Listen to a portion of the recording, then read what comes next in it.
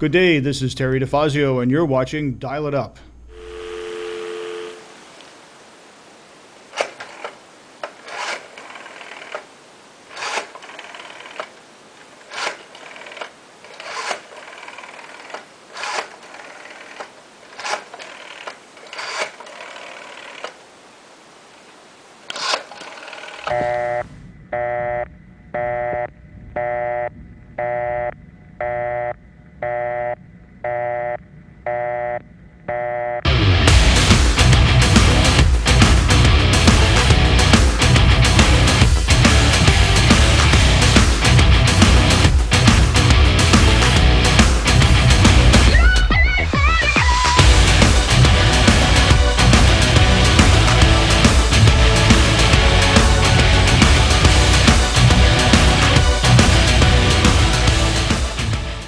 Today, my guest has been here a few times. It is Mark Higley, representative from Orleans, Lamoille counties.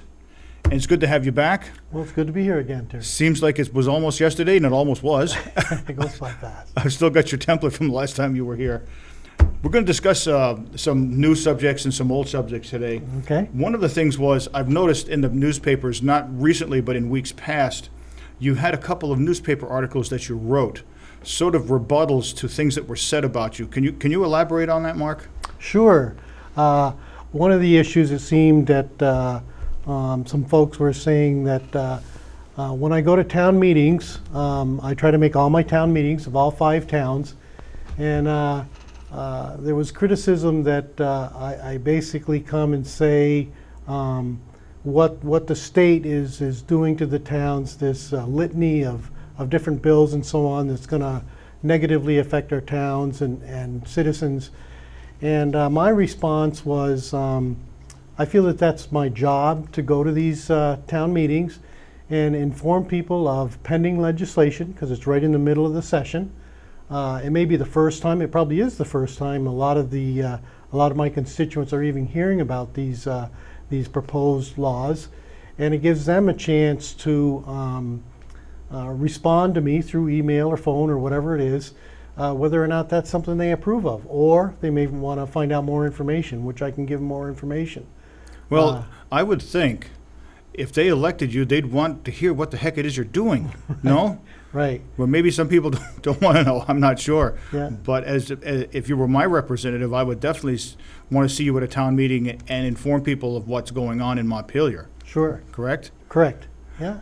So how long did this go on? How long did the, I would have to say, negative, what was it, letters to the editor or whatever? Yeah, there was a couple of letters to the editor, Mm-hmm. again, expressing that their concern that I was just explaining things that were going to negatively affect them. And again, I thought it was important that that's what I'm down there for as a representative, to try to understand these bills and how it will affect my constituents.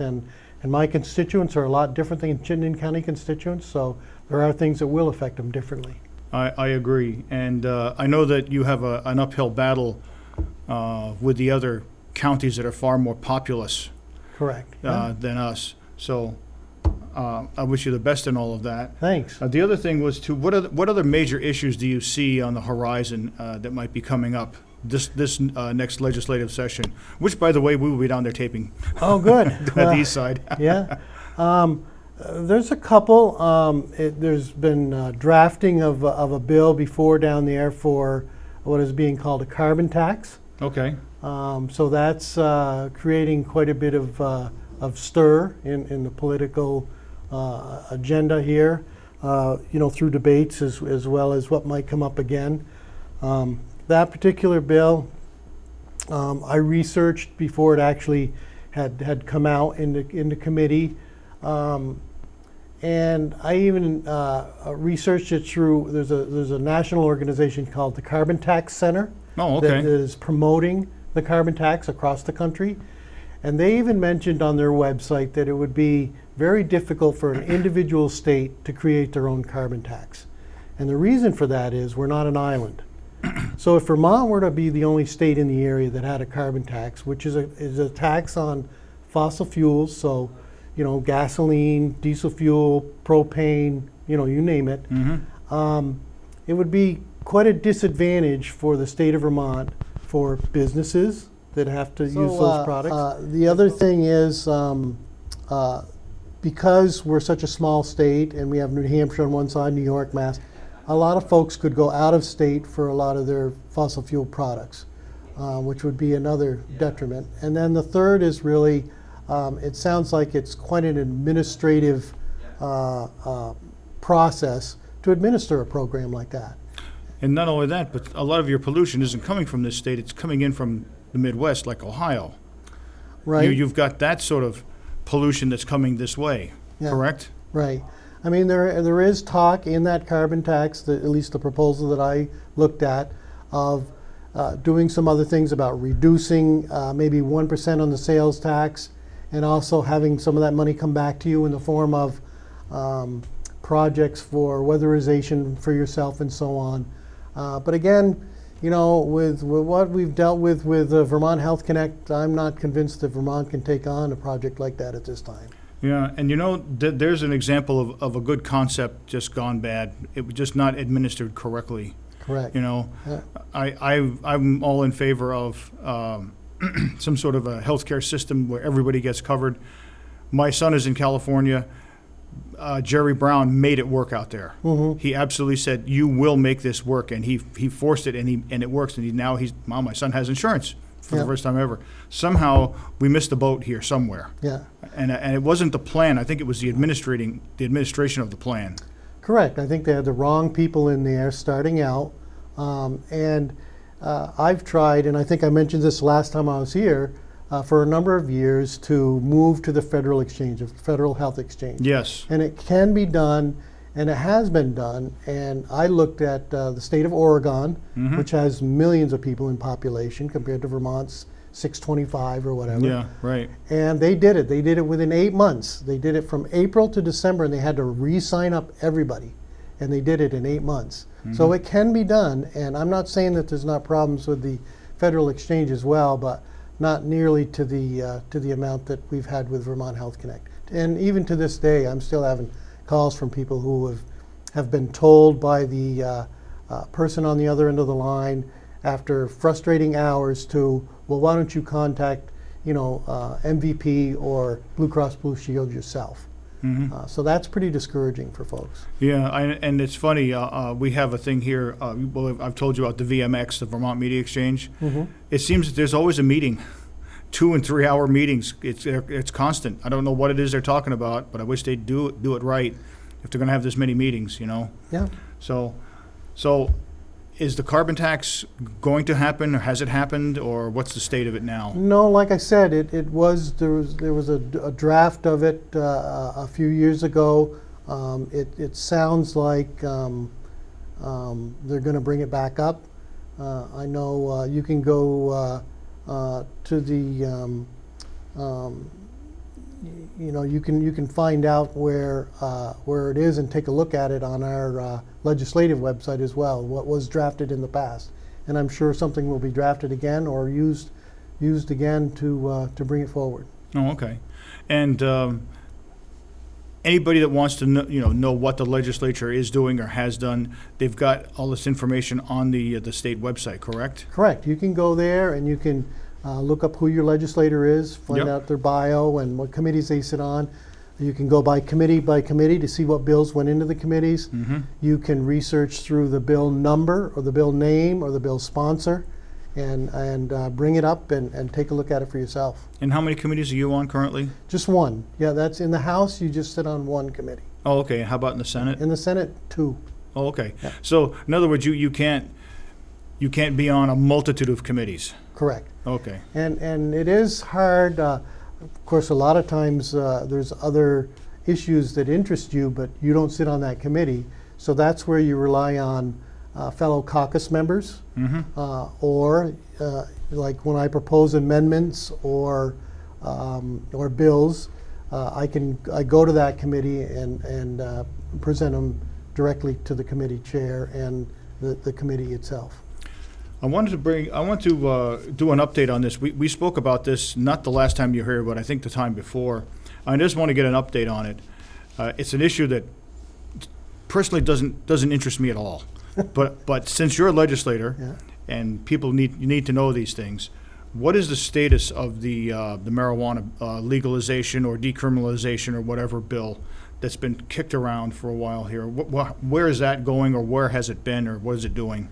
Well, again, I can only tell you what I've heard, and Okay. that it's possibly going to be brought back up again. I would hope not in the same bill that the Senate passed and the House completely rejected. Okay, now explain that one. Okay, Yeah. what was in the Senate bill that they liked and you guys didn't? Right. What happened there? Well, the Senate started out early, you might remember, even before the session, taking testimony and drafting this bill. Mm-hmm. They brought it to us on the House side a little bit late, but I would say the major issues were the Senate's version was what they called a seed to sale. So Vermont was going to grow this, test this, sell this all through the state. It was all going to be supported by and regulated by the state. Mm-hmm. And that was a big thing. We had a public hearing down there that our committee attended as well. And a majority of the people who supported legalization didn't support the Senate bill because of that very reason. They wanted to be able to grow it themselves. And so that was a big reason for not supporting the Senate bill. Some of the other things in the Senate bill that we found out on our side, on our committee, was there was a wording in there that if a growing facility or a retail facility was established in your town and permitted, it was almost impossible to get them out of the town if there was issues. Mm-hmm. So that was a concern that had to be addressed. Another thing was we had other law enforcement agencies coming in, testifying, saying, hey, where's the money for us? There's really no money for us. There's money for public safety, state police, but not for us. We want 1% of the take here, Mm-hmm. which is only understandable that they're going to have issues as well. Mm-hmm. Trying to think of another issue. I would say those were a couple of big ones right there. I mean, I've talked to people in my district that have outright told me that regardless of what the state does down there, Mark, I'm going to continue to get my marijuana from who I get it from, and I'm satisfied and happy with it and not concerned about its quality and whether there's any other things mixed in with it. And so that surprised me as well. They weren't supportive of the law. They were basically going to do what they're doing right now. Yeah, and I've been asked this question because I was a counselor for substance abuses for 11 years, and I'm somewhat ambivalent about it because when you make something criminal, you end up with a set of problems, and when you legalize something, you end up with a different set of problems. Correct. We yeah. tried it with prohibition. Yeah. Same idea. One of the other things, Terry, that we found out, because we had conversations with folks from Colorado and Washington State, Okay. and one of the things that they'd mentioned to us that to try and do was make it an opt-in policy for towns and not an opt-out policy, because a lot of towns were stepping up to opt out right off the bat, and it was very expensive for them. Oh, yeah. Okay. And so they said you should make it only an opt-in policy. So towns that are considering having a growing facility or a retail facility or whatever it is need to go through that process, rather than all these towns that object so strongly going through that expensive process to opt out. So Yeah, I would have to say you'd want to know who's interested, not who's disinterested, correct. right? Yeah. And I can see your point, because it would be very, if you say, okay, all you guys can do this, and some towns are saying, no, we don't want it, and then they've got to pay to get out of it. It just seems kind of silly. I'd probably be unrealistic to think that, eventually, with so many other states headed down that road, that it'll probably get here to Vermont. But it saddens me a bit to think that when you legalize something like that, I've heard stories again from Colorado of students who used to go to health class and realize or have it put into the category of this is something you want to stay away from. Now have it say, hey, it's legal, it's okay. Yeah. And, And just because, and you know as well as I do, just because it's legal doesn't mean it's okay. correct, yeah. And the other thing you want to watch out for is when people say it's all natural. Well, so are oh, what are they? I can't remember what they were called, but they're a cactus button. Oh, And you know what they make out of those? Peyote. yeah, And you really don't want to get into that. I Yeah. mean, that's another whole story. But this argument that it's harmless, it isn't. It may have some health benefits if you're terminally ill. I can understand that. But making it legal doesn't mean it's safe. well, and if I could give one other example, I Sure, mean, and by all means. here's the conundrum in a sense. I was approached by an individual, a young lady down in Montpelier, who came up to me and said, you know, Mark, I want to let you know that I'm a recovering opiate addict. I believe that I started on marijuana. She says that, you know, I'm doing well right now. And I also would like to say that my father, who had a back issue, was encouraged to go on medical marijuana, and he's a different individual now, and our family finds it hard to deal with him now. So it changed his personality. Oh, and definitely. and it has different effects on different people. I understand that, you know, some people enjoy it or whatever, but some people do have a definite different effect. Well, it's like with any drug, and marijuana should be thought of as not this big scary monster, but it should also be thought of as something totally harmless either, because people can become addicted to most anything. And for example, I've worked with addicts that were addicted to gambling, people who were addicted to shopping, people who are addicted to any various things. So you really need to get the information and understand what it is you're doing before you do it, because there are a lot of psychoactive chemicals in marijuana. There's a lot of things. One of the hardest things, I know an addict I used to work with, he was on about 5 different drugs. And he fought, and first he got off the cocaine, then he got off the LSD, and then he got off the marijuana, then he got off the alcohol. He said the hardest thing for him to get off of was cigarettes. He could not stop smoking. Yeah. And that eventually killed him. So I'm wondering, would you be in favor of more sponsorship for more education programs? Because I think that it isn't just maybe it's part of the state, but I'm seeing around here, nobody even wants to deal with this. Nobody wants to deal with an education program about drugs or alcohol. They just don't want to deal with it, especially your schools. Right. No, I would definitely support that. And one of the problems, I don't know if it's a problem, well, it is for me in a sense, is there's so much information out there, you know, on the internet, wherever it is. There's the Marijuana Policy Project. They send me emails almost weekly, you know, promoting, and all these news articles from across the country about how it's solved crime problems, how it, you know, reduced crime problems, or how, you know, all these positive things on it. And then you can go to another website that tells you just the opposite. So to try to balance that out and figure out, you know, what is and isn't the truth, or which way would be best, it's tough. Yeah, and I think what you have to do is you have to start looking at scientific fact, not just anecdotal evidence, because I was always taught that marijuana was a gateway drug. I'm telling you right now, it can be, but it isn't necessarily. I know people that went right to heroin right off. They skipped all the other stuff.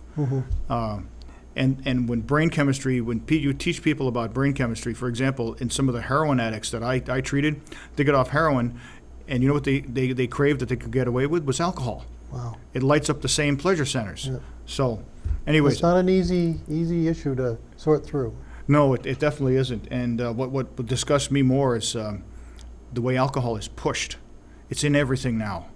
You see it in your tea. They got twisted tea. They've got hard cider. They've got it in lemonade. And I'm down at Vista a couple months ago, and I'm seeing it in root beer, hard root beer. They're putting alcohol in everything. Well, and they're going to do the same thing with marijuana, and they have. In other states, you know, edibles and you name it. It's popping up in places that you really don't want to see it. Yeah, I definitely don't want. I've never smoked it. I don't have any desire to. It just never interested me, so I really don't want it. But moving right along, I wanted to ask you this. You're running against Catherine Sims. Correct. You've run against her before. Tell our audience, why is it that you think that you're a better choice? Well, again, I think a lot of it has to do with my background. I mean, I served my country in the military. That gives me a different perspective than a lot of folks down there. I work with my hands. I'm a carpenter. Have been since 1978, since I got out of the service. My wife and I have adopted 4 kids through the state of Vermont, so we're very aware of issues through DCF and adoption and so on. I'm a self-employed builder, so that gives me an advantage of coming from a position of having to produce something and compete with others for that work. So I think there's a lot of things that are in my favor. I'm a native Vermonter. I think that's being lost down there. So I think all those things combined, and knowing my constituents and some of their problems and struggles and so on, because I'm there, I'm in it, and I have been, and 22 years as a lister. That right there sets you up for having people give you a hard time and having to deal with it, Definitely. So the legislative session starts in January. Correct. And it ends at the end of May, is it? No, hopefully usually the middle of May. Oh, okay. Yeah. Okay. Now, I wanted to ask you another question too. Your stance on taxes, new taxes, old taxes, new and used taxes. Yeah. Everybody seems to have this this incredible fear about taxes, and I know that nobody wants to pay taxes. And we probably don't need any new ones, but people have to understand that that's what pays for certain things, like your roads and your bridges. So is there any taxes that are being proposed, anything new or? Oh, sure. That's one of my biggies, if you ask me, is, and I think I've expressed this before. Yes, you have. Yeah. There's a lot of well-intentioned bills that get introduced. There's a lot of them that actually get passed. But when it comes down to it, can Vermonters afford it? Another example I could maybe give is a new fee that went out. We talk about affordable housing, and there was a new fee in the transportation bill that was going to cost folks that were looking to develop a project that would require a traffic study, a new fee, completely new, on top of all the other things that they have to pay for, $1,500. Any project that would require a traffic study, they were going to have to pay $1,500, and $100 for every telephone pole that would in that project that was going to have to be moved. That's just one more example of, adding on to a certain process that makes it more and more difficult for folks that are developing or whatever to do something affordable. And we've got to understand that you can't keep raising the price of fees and taxes and having the output from the folks that have to pay those be the same. They're going to have to go up with everything. Yeah. So it's just, I don't know, it's just a tough thing for businesses and residents to continue to pay these fees. Yeah, I think one of the perspectives that I always have taken was, I don't mind paying my taxes. I pay them, I follow the law, and there's 860 pages in the tax code, and 800 don't apply to me. I don't mind paying my taxes as long as I'm getting my money's worth. I think that's more the concern, because, like I said, we need roads, we need bridges, we need town water, town sewer, things like that. But I agree with you. You can't overburden the system. Well, I'll give you another example. A few years ago, we always create, and here's the thing: we've got a budget, and a lot of times the general fund budget with our current governor has been proposed rather high, 5%, let's say, and revenues are coming in at 2.2%. So you got to do something. So you have these huge tax packages, and then it comes around to you see that the revenues projections aren't coming in the way they thought. So then there has to be a rescission of some sort. This year was $28 million. And year after year after year, we have to do that. And then we come back around to the 1st of January, which is in the middle of the fiscal year. Right. And we have to have a budget adjustment. And so we do a budget adjustment, which usually adds money as well because we were short somewhere else. So it would be nice, and I'm hoping. That's why I hope that Phil Scott is our next governor. He's pledged to basically hold the line on that budget and try to keep it more in line with the revenue projections that are coming in. Mm-hmm. Lastly, I did want to ask you a question that somebody asked me to ask you, and it has kind of been somewhat of a concern on a national level, and of course it's going to filter down to Vermont anyway. How do you feel about gun legislation? I'm totally opposed to any new gun legislation. I just went down to a Gun Owners of Vermont rally this Sunday, listened to a number of speakers. Lieutenant Governor Lieutenant Governor Randy Brock was down there and spoke eloquently about it. I believe that any of the laws, like they've been talking about background checks for all gun sales. I think new laws like that would only affect law-abiding citizens in Vermont financially, as well as possibly even making some that didn't comply criminals. Mm-hmm. And again, that comes back to my roots here in Vermont, where we have always been responsible with guns for, in my case, hunting and so on. And we've bartered with guns, we've traded with guns, and the statistics show that Vermont is one of the safest states. And I don't feel that we need to burden Vermonters with any new gun regulations. Okay, well that's good. I wanted to get that out there because I know that's a hot button issue. I would have to say that there are certain places that you really need extensive background checks. You don't want just anybody picking up a gun anywhere. Vermont seems to. I think it's part of Vermont's culture. I think we use our heads. We're not quite as nuts as some places. Some places it's anybody can get a gun anywhere, and you end up with the wrong people doing that. But Vermont seems to have we seem to be smart about it. And I used to own guns. I don't anymore, but I used to, and it was like it's kind of crazy the way it's gotten now. Any last comments you want to make before we wrap up, Mark? No, I just think after 6 years of the current administration, things are getting more unaffordable to folks, and I think it's important for some more balance down there. And like I'd mentioned, I'm hoping that Phil Scott will become our next governor, and he's going to need some help in the legislature down there because, again, I don't believe that we're going to pick up a majority, and we've been up against it. With that supermajority, it's hard to get things that are on our agenda passed.